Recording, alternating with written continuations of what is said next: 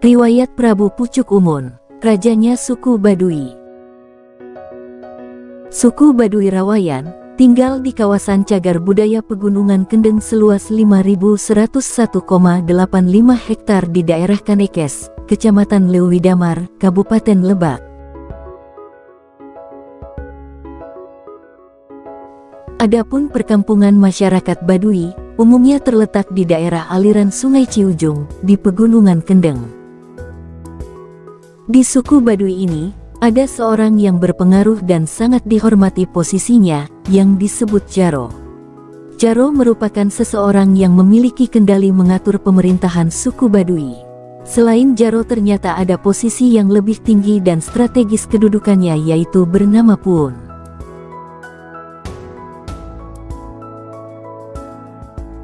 Puun merupakan pimpinan adat suku Baduy, yang memiliki tingkatan paling tinggi dalam struktur masyarakat suku Baduy. Begitu tingginya gelar Puun, suku adat Baduy tentu akan mendengarkan semua titah dari Puun, karena Puun sendiri merupakan pemegang kebijakan. Ternyata dikisahkan, bahwa Puun pertama yang membawa suku Baduy ke dataran suku Sunda Banten, yaitu Raja Pucuk Umun. Rajanya suku Baduy. Setelah wafatnya Prabu Surosowan, tahta kerajaan diserahkan kepada anaknya bernama Arya Surajaya, lebih dikenal dengan Prabu Pucuk Umun. Wilayah Banten Girang di bawah kekuasaan Pajajaran. Menganut agama Sunda Wiwitan, Raga Mulia merupakan raja terakhir kerajaan Sunda tahun 1567 sampai tahun 1579 Masehi.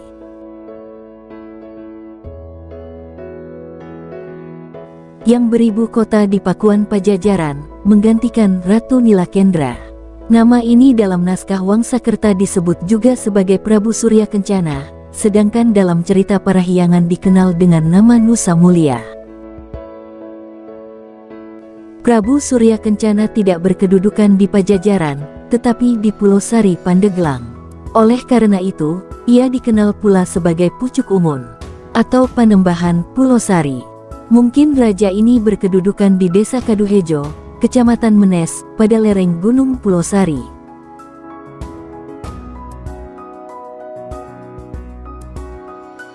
Dalam Pustaka Nusantara 3/1 dan Kertabumi 1/2 disebutkan, Pajajaran sirna ing ekadasa suklapaksa, Wesakamasa sewu limang atus, punjul siki ikang sakakala, yang artinya, Pajajaran lenyap pada tanggal 11, bagian terang bulan Wesaka, tahun 1501 Saka.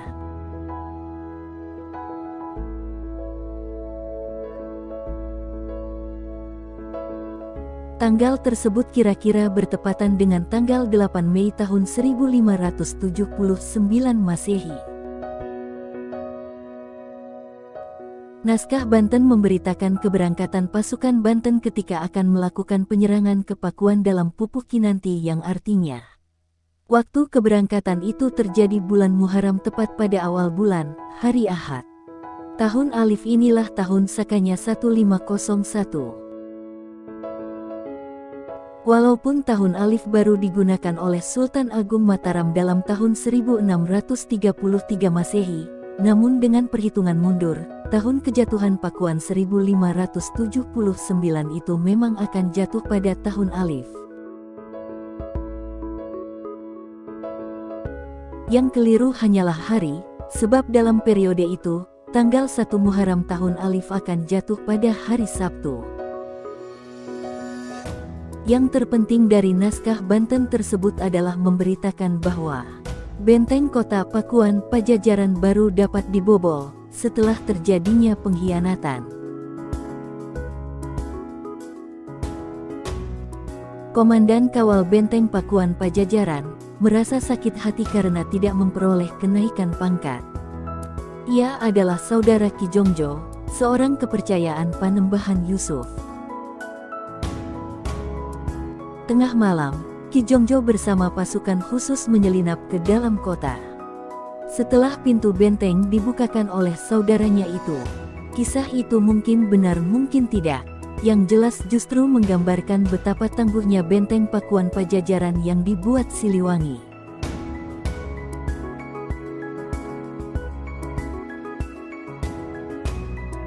Setelah ditinggalkan oleh raja selama 12 tahun, pasukan Banten masih terpaksa menggunakan cara halus untuk menembusnya. Dan berakhirlah zaman Pajajaran tahun 1482 sampai tahun 1579. Itu ditandai dengan diboyongnya Palangka Sriman Sriwacana, yaitu tempat duduk kala seorang raja dinobatkan. Diboyong dari Pakuan ke Surasowan, Banten oleh pasukan Maulana Yusuf. Batu berukuran 200 x 160 x 20 cm itu terpaksa diboyong ke Banten karena tradisi politik waktu itu mengharuskan demikian. Pertama, dengan dirampasnya Palangka tersebut, di Pakuan tidak mungkin lagi dinobatkan raja baru. Kedua, dengan memiliki Palangka itu, Maulana Yusuf mengklaim merupakan penerus kekuasaan Pajajaran yang sah. Karena buyut perempuannya adalah puteri Sri Baduga Maharaja. Sementara di sisi lain seluruh atribut dan perangkat kerajaan secara resmi diserahkan kepada Kerajaan Sumedang Larang. Melalui 4 Kandaga Lante, dalam carita Parahyangan diberitakan sebagai berikut. Sang Susuk Tunggal, Inyana Nunyiana Palangka, Sriman Sriwacana, Sri Baduga, Maharaja Diraja, Ratu Haji, di Pakuan, Pajajaran, Numikadatuan, Sri Bima Punta, Narayana, Madura Suradipati, Inyana Pakuan, Sang Hyang Sri Ratu Dewata. Yang artinya, Sang Susuk Tunggal ialah yang membuat tahta Sriman Sriwacana, untuk Sri Baduga Maharaja Ratu, penguasa di Pakuan Pajajaran, yang bersemayam di Keraton Sri Bima Punta, Narayana Madura Suradipati, yaitu Istana Sang Hyang Sri Ratu Dewata. Kata Palangka, secara umum berarti tempat duduk, dalam bahasa Sunda disebut Pangcalikan, yang secara kontekstual bagi kerajaan berarti tahta. Dalam hal ini adalah tahta penobatannya, itu tempat duduk khusus yang hanya digunakan pada upacara penobatan. Di atas Palangka itulah si calon raja diberkati, atau diwastu oleh pendeta tertinggi. Tempatnya berada di kabuyutan kerajaan, tidak di dalam istana. Sesuai dengan tradisi, tahta itu terbuat dari batu dan digosok halus mengkilap. Batu tahta seperti ini oleh penduduk biasanya disebut batu pangcalikan atau batu ranjang. Bila kebetulan dilengkapi dengan kaki seperti balai-balai biasa, batu pangcalikan bisa ditemukan, misalnya di makam kuno dekat Situ Sangiang, di Desa Cibalanarik, Kecamatan Sukaraja, Tasikmalaya, dan di Karangkamulian, bekas pusat kerajaan Galuh di Ciamis. Sementara batu ranjang dengan kaki berukir, dapat ditemukan di Desa Batu Ranjang, Kecamatan Cimanuk, Pandeglang, pada petakan sawah yang terjepit pohon.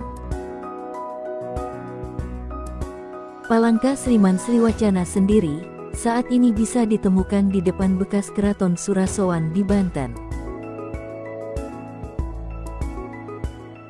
Karena mengkilap, orang Banten menyebutnya Watu Gigilang.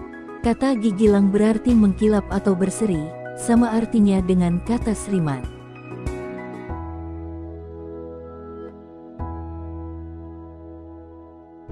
Demikianlah riwayat singkat mengenai Prabu Pucuk Umun. Semoga bisa menambah wawasan kita semua. Apabila ada pendapat lain tentang riwayat ini, silahkan tulis di kolom komentar. Terima kasih.